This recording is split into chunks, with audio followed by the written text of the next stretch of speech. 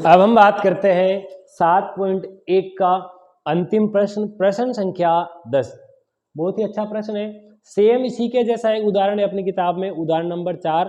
प्रश्न क्या है वो देखिए, x और y जो है उनके अंदर एक ऐसा संबंध बताना है कि बिंदु x y, इस पॉइंट को नाम देता हूं a और ये पॉइंट b। अब प्रश्न क्या हुआ सुनिएगा, x और y में एक ऐसा संबंध बताना है कि बिंदु P A और B से समान दूरी पर स्थित हो, समदूरस्थ हो। अगर आपने थोड़ा सा ध्यान दिया हो तो प्रश्न हमारा ये बनके तैयार हो गया कि P यानी जिसके कोऑर्डिनेट आपको x, y दिए हुए हैं, A का मतलब है 3,6 और B जो है उसका मतलब है यहां पर -3,4। A और B से बिंदु P जो है वो समान दूरी पर स्थित है। समान दूरी पर अगर स्थित है तो किस प्रकार से हल करेंगे, जैसे अभी हमने जो प्रश्न किए थे आपको ने देखा होगा, आपने प्रश्न संख्या चाहे 7 किया हो, 8 किया हो, 9 किया हो, उन जिस भी प्रश्न में आपके पास समदूरस्थ का नाम आया था, इक्वल डिस्टेंस का नाम आया था, यही तरीका लगने वाला है। तो देखो पहले हम A से P तक की बात करेंगे। एक तो A जिसको आपने कहा है 3,6 और P जो जिसको आपने x, y कहा है। इन दोनों के अनुसार अब हम इनमें दोनों के बीच के अंदर दूरी सूत्र का प्रयोग करेंगे। दूरी सूत्र से या दूरी सूत्रानुसार x2 माइनस x1 का whole square, y2 minus y1 का होल स्क्वायर। यहाँ पर x1 और x2 दो तो x वाली वैल्यू, दो वैल्यू आपके पास में आ जाएगी y की, इसको कह देता हूँ x1 y1, ये आ गया 3 और ये आ गया 6, x2 और y2। ये सारे के सारे जो मान अभी हमने लिखे हैं इनको फॉर्मूले में अप्लाई कर देते हैं। क्या मान निकल के आता है वो देखिए, AP x2 माइनस x1 का whole square, y2 minus y1 का होल स्क्वायर। इस अंडर रूट के निशान के अंदर दो ब्रैकेट बने हुए हैं, दोनों के होल स्क्वायर लगा हुआ है। यहां पर हमारे पास में आ जाएगा a square, a minus B के होल स्क्वायर की बात हो रही है, तो a square minus 2ab plus B square, दोनों के दोनों जो ब्रैकेट है दोनों में सेम यही वाला आपके पास फॉर्मूला जो है वो यूज में होने वाला है। तो यहाँ पे मैं चाहे आप कहते हैं फॉर्मूला जो आपके लिए अप्लाई कर देते हैं। फॉर्मूला ये हो रहा है a माइनस बी का whole square, A square minus 2ab plus B square. ये वाली आइडेंटिटी जो है यहाँ अप्लाई कर देते हैं। ये वाली आइडेंटिटी यहाँ अप्लाई करने के बाद हमारे पास AP जो है, AP की वैल्यू क्या आएगी, AP x माइनस 3 का होल स्क्वायर, a यानी एक्स स्क्वायर माइनस 2a और b यानी 3, आगे आ जाएगा b स्क्वायर एंड 3 का स्क्वायर। पहले वाले जो ब्रैकेट है उसकी जगह आपने फॉर्मूला आइडेंटिटी जो लगा दी, दूसरे वाला y square minus 2ab plus b का स्क्वायर। अब हमारे पास क्या आ जाएगा वो देखिए, एक्स स्क्वायर का एक्स स्क्वायर हो गया, 3 गुणा 2 हो गया 6x, 3 का स्क्वायर हो गया 9, y का स्क्वायर यानी y स्क्वायर, 6 गुणा 2 हो गया 12y और 6 का स्क्वायर 36।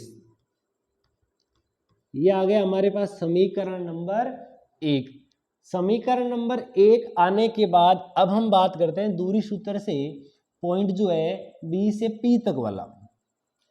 BP बराबर आ जाएगा x2 माइनस x1 का whole square plus y2 minus y1 का होल स्क्वायर। ये पूरे के अंडर रूट का निशान लगा हुआ है।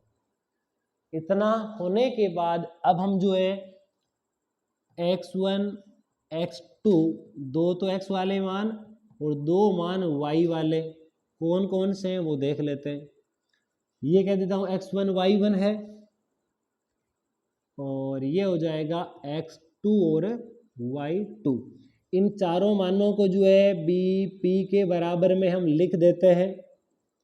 x2 माइनस माइनस का 3, माइनस माइनस 2 बार लगातार चिन्ह आ रहा है तो माइनस माइनस हम क्या कर देते हैं +3 whole square plus y2 minus y1 का होल स्क्वायर। यहाँ पर भी वापस यही वाली सर्वसम्मति काम में आ रही है। यहाँ माइनस वाली आएगी, यहाँ जो है वो एक जगह प्लस वाली यूज में आ रही है। तो प्लस वाली के लिए हम क्या करेंगे, प्लस वाली जैसी आइडेंटिटी आप लगाओगे तो यहाँ पर 2ab जो है वो प्लस का आ जाएगा।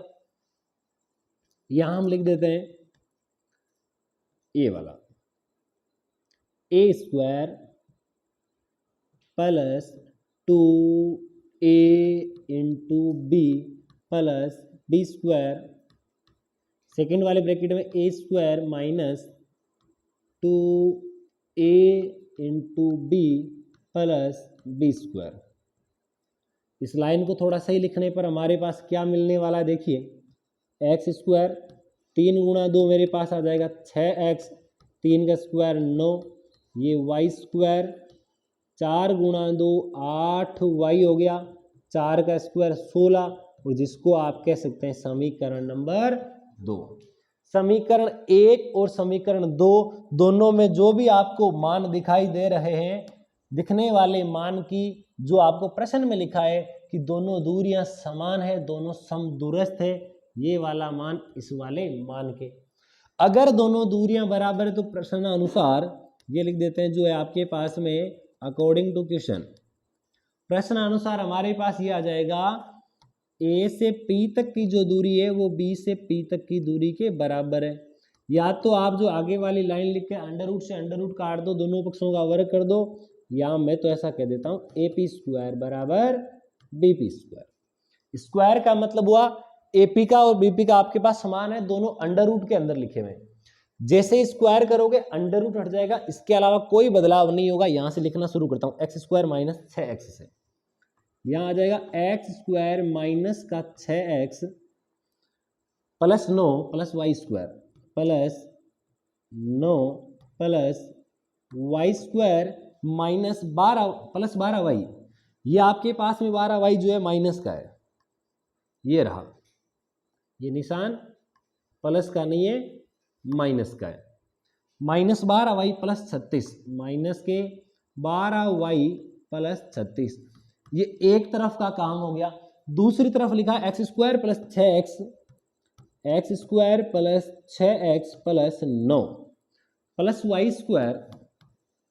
y² माइनस 8y प्लस का 16। अब देखो यहां पर आपके पास में क्या दिख रहा है, x² से x² कट गया, y² से y² कट गया, 9 से 9 कट गया। अब ऐसे मत करना कि 6 से 6 कट गया, क्योंकि 6 से 6 नहीं कट रहा है। और नहीं कटने का कारण क्या है वो देखिए, क्योंकि माइनस का 6x है, इसको अगर मैं उधर भेजूंगा तो मेरे पास 6x प्लस का हो जाएगा, और ये इधर वाला 6x ऑलरेडी प्लस का है। ये इधर मेरे पास देखो ये कट गया, ये मैंने लिख दिया, ये कट गया, ये भी कट गया, इधर बचा माइनस का 8y। 16 प्लस वाला मैं इधर लेके आ जाता हूँ, प्लस का इधर आने पर माइनस हो जाएगा, माइनस 16। ये माइनस का 6x में उधर लेके चला गया, माइनस के 12y है, उधर जाएंगे तो हो जाएगा प्लस के 12y। पर अब बचा है ये 36, 36 में से 16 घटाने आपको, 36 में से 6 गया आपके पास 30, 30 में से भी 10 और घटा लो, बच गए 20 बराबर 6 और 6 कुल मिलाकर 12x आ गए, 8y माइनस के और 12y प्लस के, तो बच गया प्लस का 4y। 4 कॉमन आ रहा है दोनों में, यहाँ बचेगा 3, 12 में 4 का भाग 3 बार और 4 में गया 1 बार, इधर आपके पास बच गया 20। उधर देखो 3x जो है वो एजीटी छाप दिया, y का y, 4 गुणा वाला इधर आएगा तो भाग में, 20 में 4 का भाग जाता है 5 बार। और आपको पूछा था x और y में ऐसा कोई रिलेशन बताना है, कोई संबंध बताना है, तो यही वो संबंध है जो हमारे पास मिलकर के आया है। क्या आया कि 3x प्लस y बराबर 5, यही हमारा आंसर होगा। इसी के साथ हमारी जो एक्सरसाइज हमने शुरू की थी 7.1 प्रश्नावली 7.1 यहाँ कंप्लीट होती है। अब आगे जो भी 7.2 आने वाली वो अंत्य विभाजन के सूत्र अनुसार आएगी। जो विभाजन सूत्र है उसके अनुसार हमारे पास होगा। ये वाला जो है दूरी सूत्र है, इसके केवल उदाहरण बाकी है, एक्सरसाइज हमारी कंप्लीट होती है।